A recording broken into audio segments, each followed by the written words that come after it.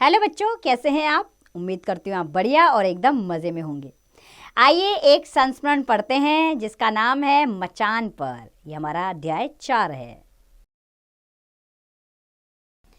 तो जानें क्या है इस संस्मरण के अंदर। संस्मरण यूँ शुरू होता है हमारा। यह वट वृक्ष बहुत पुराना था। सारे जंगल में वैसा विशाल और गंभीर वृक्ष शायद ही कोई और हो। ऊंचे टीले पर एक साधक यानी कि साधना करने वाला साधक तपस्वी की तरह एक पग पर अकेला खड़ा था। वन्यवराहों क्या होता है? वन में एक तरह का सुअर। वन्यवराहों और मस्त हाथियों की तो बिसात ही क्या। बड़ी बड़ी आंधियां और भूकंप भी उसके उस एक पग को विचलित कर सकते थे। मैं दिन भर उसकी शाखा पर बैठा मचान बांध रहा था। मचान यानी कि ऊपर रहने के लिए लट्ठे बांधना। बड़े सवेरे ही जंगल से 3 मोटे लट्ठे काट लाया था। वे इतने भारी थे कि इन्हें उठाकर पेड़ पर चढ़ाना असंभव जान पड़ा, परंतु जल्दी ही इसका उपाय कर लिया गया। 3 मजबूत रस्सियां मेरे पास थी। तीनों के एक एक सिरे में एक एक लट्ठा बांध दिया और रस्सियों के दूसरे सिरों को पकड़कर मैं वृक्ष पर चढ़ गया। एक चिकनी डाल को घिरनी बना मैंने डोर की तरह उन तीनों को एक एक कर ऊपर खींच लिया और बाद में दो सुदृढ़ शाखाओं में अच्छी तरह जमा दिया। इससे मेरी मचान के लिए 5 हाथ चौड़ा 6 हाथ लंबा एक त्रिभुज तैयार हो गया। इस त्रिभुज पर कितने ही मजबूत लट्ठे बिठा मैंने एक विश्राम योग्य पक्का धरातल तैयार कर लिया और उस पर एक एक फुट ऊंचे पत्ते और कुशा क्या होता है? एक तरह की घास होती है। कुशा घास बिछाकर एक कोमल और गुदगुदा बिस्तर भी बिछा डाला। मचान तैयार थी, परंतु अभिलाषा और भी आगे बढ़ रही थी।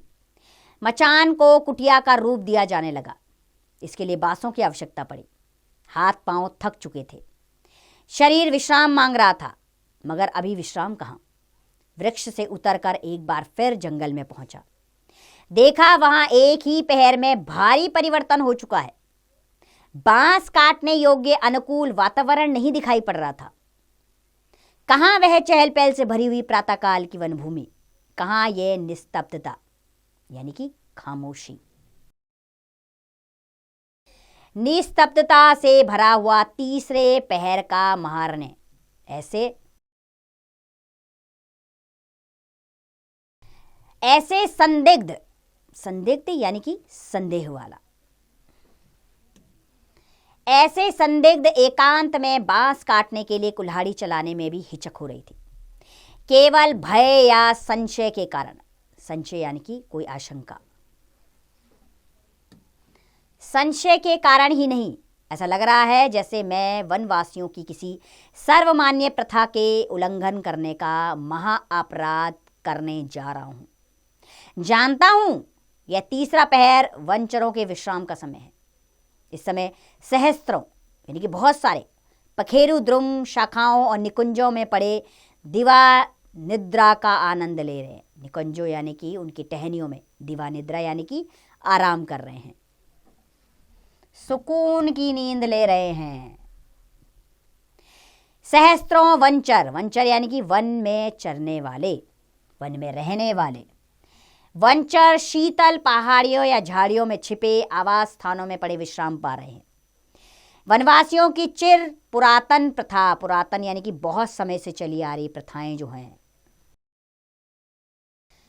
उनके अनुसार इस समय कोई किसी से वार्तालाप नहीं कर सकता, यानी कोई आपस में बातचीत नहीं कर सकता, गा नहीं सकता, चिल्ला नहीं सकता, अत्यंत आवश्यकता के बिना पर्यटन नहीं कर सकता। पर्यटन यानी कि यहां वहां घूम नहीं सकता और किसी पर आक्रमण भी नहीं कर सकता। भक्ष्य और भक्षक के बीच में इस समय जो अनाक्रामक संधि यानी कि एक दूसरे पर आक्रमण ना करने की संधि, अनाक्रमण संधि बनी हुई है, उसको भी भंग नहीं किया जा सकता। तब मैं भी इस प्रथा की अवहेलना क्यों करूं? परंतु घड़ी ने बताया 3:30 बज चुके हैं। अधूरी मचान को बनाते बनाते ही सायंकाल का अंधेरा उतर आएगा, फिर समय ही कहाँ रहेगा। मन ही मन वन देवता से क्षमा मांग कितने ही बांस काटकर धरती पर गिरा दिए और उन्हें जैसे तैसे घसीट घसीट कर वट दादा के नीचे पहुंचा दिया, अर्थात नीचे ले आया। पहले ही की तरह उन्हें भी वृक्ष पर चढ़ा लगभग 1.5 फुट ऊंचा एक सुंदर घेरा और 4-5 फुट ऊंची एक छत तैयार कर दी और बाद में उसे कुशा और पत्तों से छाकर शीघ्र ही एक पर्णशाला क्या होती है, एक तरह की झोपड़ी होती है, पर्णशाला बना दी, यानी कि एक तरह से एक झोपड़ी तैयार कर ली। चिंतामय नागरिक वातावरण से दूर सिंह व्याग रक्षणी उस पर्णकुटी को देख मेरा अंतस्थल पुलकित हो उठा, यानी कि मैं बेहद उत्साहित हो गया कि कितनी सुंदर पर्णकुटी बनी है। वट दादा की अनेक भुजाओं ने उसे चारों तरफ से घेर कर अपनी गोद में सुरक्षित बैठाया हुआ था। ऐसा लग रहा है कि वो सुरक्षित है मेरी कुटी। सहसा बाईं ओर के किसी जंगल में काकड़ बोल उठा। मैं थोड़ा घबराया और चारों तरफ देखने लगा।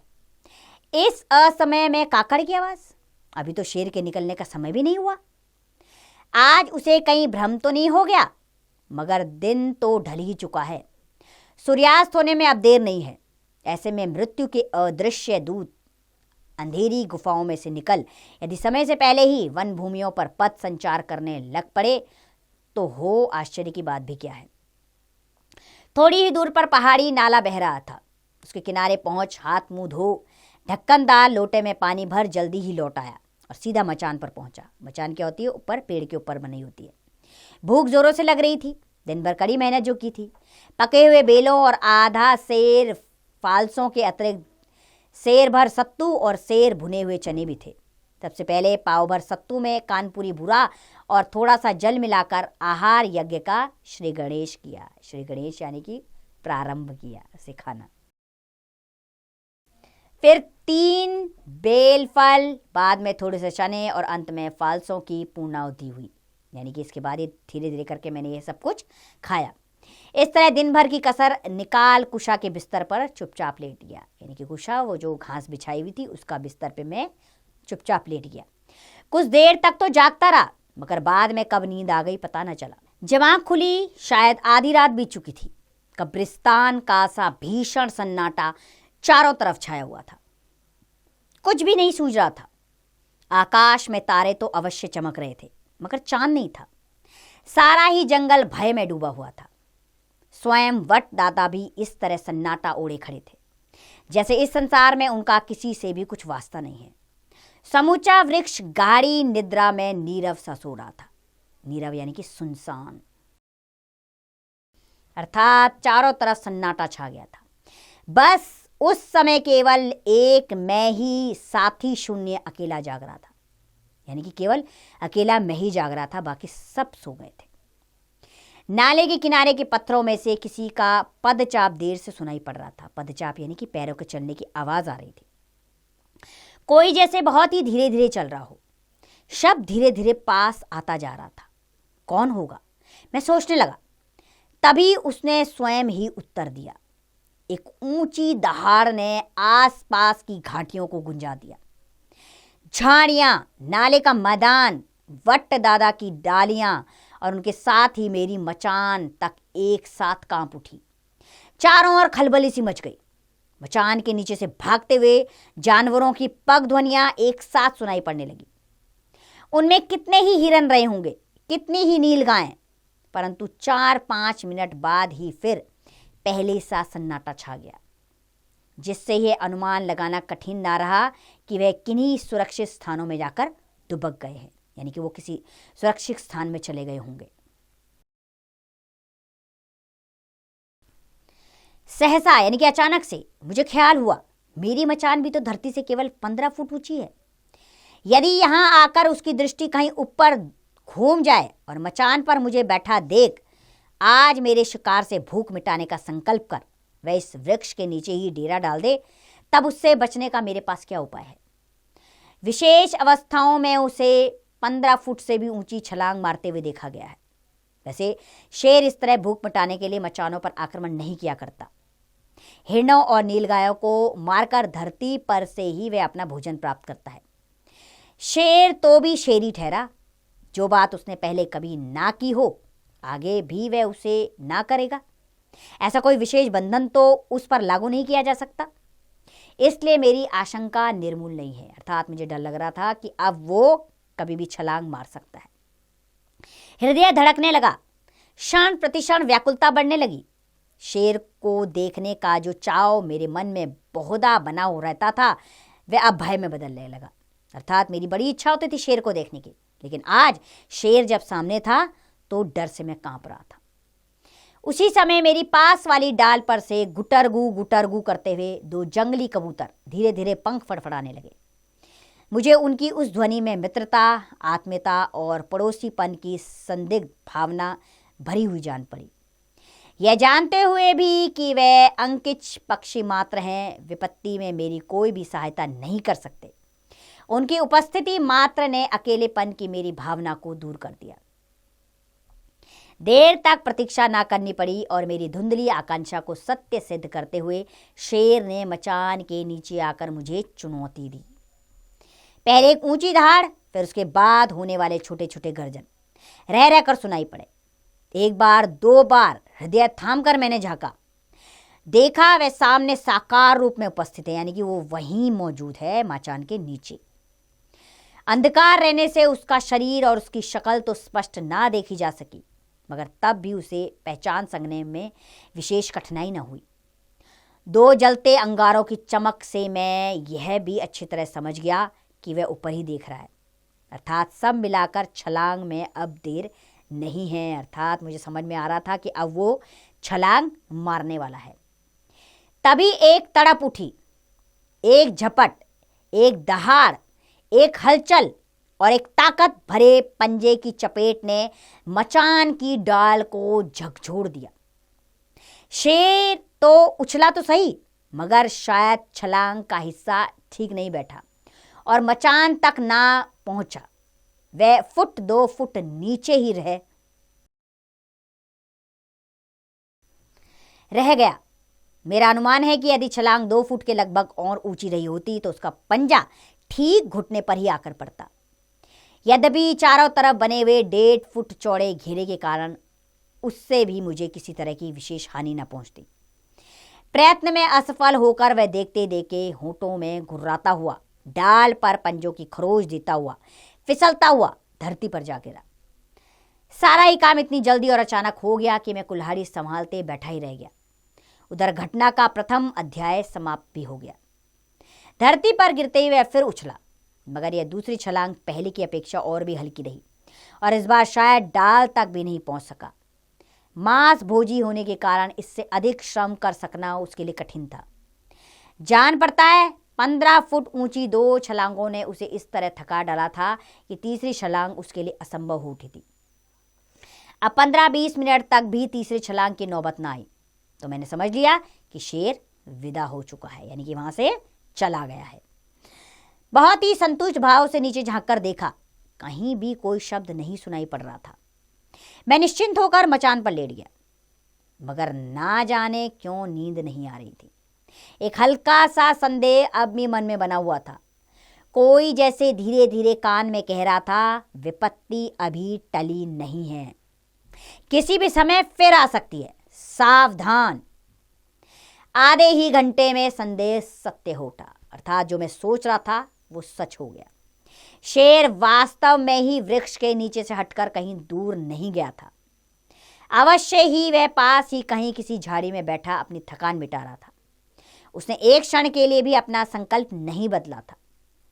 यह सब मुझे तब पता चला जब एक बार फिर मचान के नीचे हल्की हल्की पद ध्वनि सुनाई पड़ने लगी। अर्थात मुझे फिर एहसास होने लगा किसी के चलने का। वह वट वृक्ष जिस पर मेरी मचान थी 6-7 फुट ऊंचे टीले पर खड़ा था। यह पीछे लिख आया हूं, शेर ने अब तक 2 छलांगे समतल भूमि से ही लगाई थी, टीले पर चढ़कर नहीं। टीले से मचान केवल 8-10 फुट ऊंची रह जाती थी। मचान बनाने की अपनी इस भयंकर भूल को मैंने तब समझा जब मैंने देखा कि वह एक ही छलांग में टीले पर चढ़ आया है। थोड़ी ही देर बाद वे ही दोनों जलते हुए अंगारे फिर दिखाई पड़ने लगे। वह ऊपर ताक रहा था। इस बार रक्षा की संभावना बिल्कुल नहीं थी। बिजली की तरह मेरे मस्तिष्क में एक विचार आया कि यदि मैं जल्दी ही मचान छोड़ पेड़ की ऊंची डालियों पर चढ़ जाऊं तो अब भी बच सकता हूं। मगर शेर ने मुझे ऐसा करने का अवसर ही ना दिया। मैं जैसे ही मचान से बाहर निकलने लगा, एक थर्रा देने यानी कपकपाने वाली थर्रा देने वाली दहाड़ ने समूचे वायुमंडल को झंझोड़ दिया और अगले ही क्षण मचान की छत मचमचा उठी।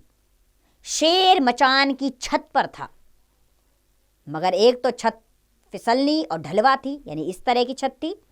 दूसरी बांस की पतली खपच्चियों से बने रहने के कारण शेर का बोझ भी नहीं संभाल पा रही थी और लगातार मचमचा रही थी, यानी कि टूटने को तैयार थी। कब टूट टाट कर गिर जाए पता नहीं था, लेकिन इस मचमचाने ने ही मेरे सामने आत्मरक्षा की एक सफल योजना रखी। यानी कि अब मेरे मन में या दिमाग में एक योजना आ गई थी, कैसे बचा जाए। यदि छत तोड़ दी जाए तो कैसा रहेगा? परिणाम अनुकूल भी हो सकता है, प्रतिकूल भी, यानी कि ये परिणाम मेरे पक्ष में भी आ सकता है और मेरे विपक्ष में भी आ सकता है। शेर ऊपर चढ़ चुका था और किसी भी क्षण उसके मचान में घुस आने का भय था। नीचे ही नीचे से कुल्हाड़ी के 8-10 भरपूर हाथ मार मैंने छत को तोड़ डाला और भड़ भड़ाकर जैसे ही वह गिरने लगी, चौंके हुए शेर को मुझ पर आक्रमण करना छोड़ पहले अपनी रक्षा की चिंता करनी पड़ गई। उसे मेरा ख्याल छोड़ भाग उठने के लिए बाध्य होना पड़ा। देखते ही देखते छत गिर पड़ी और उसके बांस, भांबड़ और पत्ते कुछ मचान पर, कुछ मुझ पर और कुछ नीचे की धरती पर बिखर गए। एक क्षण की भी देर ना लगी, मैं उछलकर एक ऊंची शाखा पर चढ़ा। संभव है मामले को समझ चुकने के बाद शेर ने बाद में भी कुछ छलांगे मारी हों, मगर शिकार हाथ से निकल जाने के बाद अपने आप को व्यर्थ ही थकाने के अतिरिक्त अब उन छलांगों का कोई लाभ ना था। दिल निकलने की तैयारी करने लगने लगा। पूर्ण प्रभात का अरुण यानी कि सूर्य, अरुण पक्षी चहचा उठा। शिरीष फूलों की मादक गंध घाटी में महक उठी। सामने पहाड़ी नालों के कगार पर खड़े होकर सकुशल रात बीत जाने की प्रसन्नता में बारासिंगा अपनी सहचरी को पुकारने लगा। मैंने देखा एक छोटे से कटोरे में से वे ही दोनों कबूतर, शायद पति पत्नी, अपनी गर्दनें बाहर निकाले मेरी ओर भूली नजर से ताक रहे हैं। बधाइयां परदेसी, सैकड़ों बधाइयां। यही शायद वे कहना चाह रहे हैं। मेरा विचार है रात की विपत्ति से मैं उन्हीं के आशीर्वाद से बच सका। माथा नवाकर मैंने दूर से ही उन दोनों देवताओं को प्रणाम किया। तो बच्चों, ये संस्मरण हमें ये संदेश देता है कि हमें विपरीत परिस्थितियों में अपना धैर्य नहीं खोना चाहिए, संयम बनाए रखना चाहिए। देखिए, सफलता अवश्य हमारे पास आएगी। अगर आप संयम रखेंगे, अपना धैर्य बना के रखेंगे, तो सफलता की सीढ़ी पर चढ़ने से आपको कोई नहीं रोक सकता। आप अपने जीवन के लक्ष्य को अवश्य प्राप्त करेंगे। ये संस्मरण हमें यही सीख देता है। मैं उम्मीद करती हूँ ये संस्मरण आपको अच्छा लगा होगा। इसे आप अवश्य और दोबारा बार जरूर पढ़िएगा और इससे मिलने वाली सीख को अपने जीवन में ज़रूर अपनाइएगा। अब इसका अभ्यास कार्य आप स्वयं करें।